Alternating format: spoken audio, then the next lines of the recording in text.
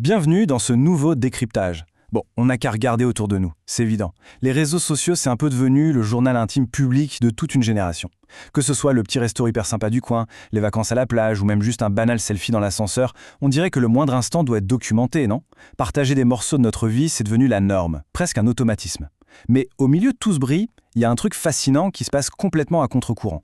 Alors la question qu'on va se poser aujourd'hui, et elle est de taille, c'est pourquoi, dans un monde qui crie aussi fort, certaines personnes choisissent le silence numérique total. C'est quand même un sacré mystère. On les a dans nos listes de contacts, on sait très bien que leur compte existe, mais dessus, rien.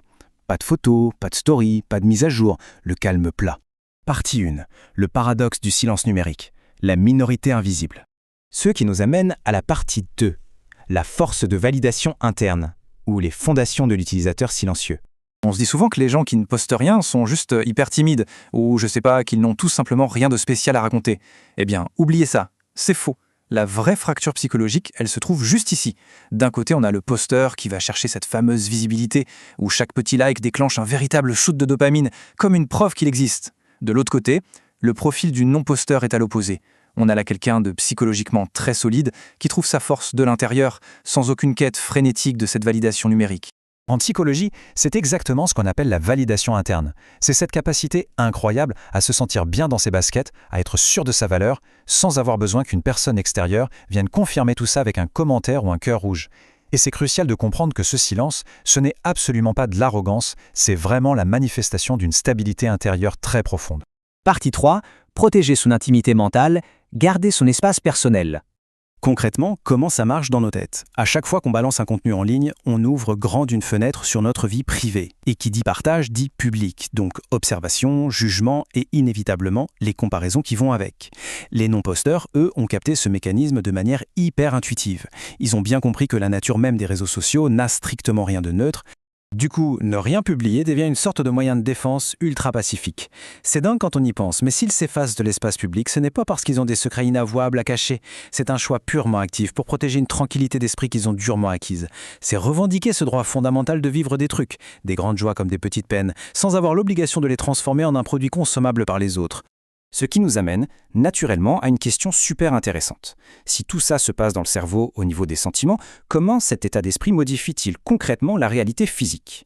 Comment ces individus vivent-ils leur quotidien une fois que les écrans sont éteints? Partie 4. Clarté identitaire et pleine conscience. Se connaître et être présent. Les études comportementales sont hyper claires sur le sujet. Les gens qui partagent peu en ligne ont une image d'eux-mêmes qui est beaucoup plus stable dans le monde physique. C'est comme s'ils étaient immunisés contre les algorithmes. On appelle ça la clarté du concept de soi. En gros, c'est une image stable de qui ils sont, qui ne fait pas le yo-yo du jour au lendemain. Tout simplement parce que pour eux, se connaître, ça ne se mesure pas au nombre de followers. Et dans la vraie vie, la différence d'attitude crève les yeux. D'un côté, on a cette tendance moderne qui fait de nous les producteurs de notre propre vie. On cherche la bonne lumière, on passe la soirée à filmer l'événement à travers un écran. De l'autre côté, l'approche du non-posteur est radicalement différente. Il choisit de vivre le moment.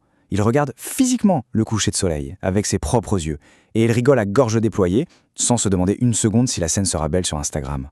C'est littéralement la définition de la pleine conscience.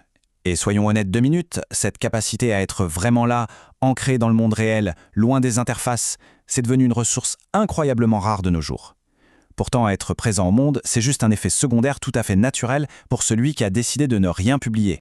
Partie 5. Refuser le jeu des comparaisons. Ou comment se retirer du cycle. Parce qu'au-delà de la zen attitude personnelle, il y a aussi une compréhension très logique de la façon dont la machine sociale fonctionne. C'est un cycle impitoyable, regardez ça. Plus on partage du contenu, plus on est exposé à la vie totalement idéalisée des autres. Du coup, on se compare et in fine, on finit par se sentir insuffisant. C'est un piège redoutablement efficace, spécifiquement ingénierisé pour nous maintenir en permanence dans un état de manque. C'est donc super important de capter un truc essentiel ici. Décider de s'extraire de ce système, ce n'est pas du tout prendre les autres de haut. C'est juste un choix hyper pragmatique. Face aux règles du jeu de ce monde numérique, l'utilisateur silencieux décide simplement de mettre sa paix mentale en priorité absolue face aux sirènes de la visibilité publique. Et toute cette analyse nous amène à une sorte d'antidote face à la pression moderne. C'est cette petite phrase toute simple: ta valeur ne se mesure pas à ta visibilité. Il faut vraiment qu'on déconstruise ce mythe qui voudrait que si on n'est pas vu, c'est qu'on ne fait rien de notre vie. Ce décryptage, c'est un rappel puissant que les moments les plus profonds qu'on puisse vivre n'ont besoin d'absolument aucun filtre artificiel, ni d'aucun public pour être 100% réels. Alors, pour clore notre réflexion aujourd'hui, je vous laisse avec cette pensée un peu provocatrice à méditer.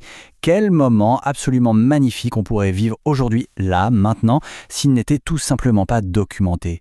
Peut-être bien que la plus belle expérience de votre journée, ce sera celle qui ne finira jamais dans une story. Merci à tous d'avoir suivi ce décryptage avec nous et à très vite pour explorer de nouveaux sujets.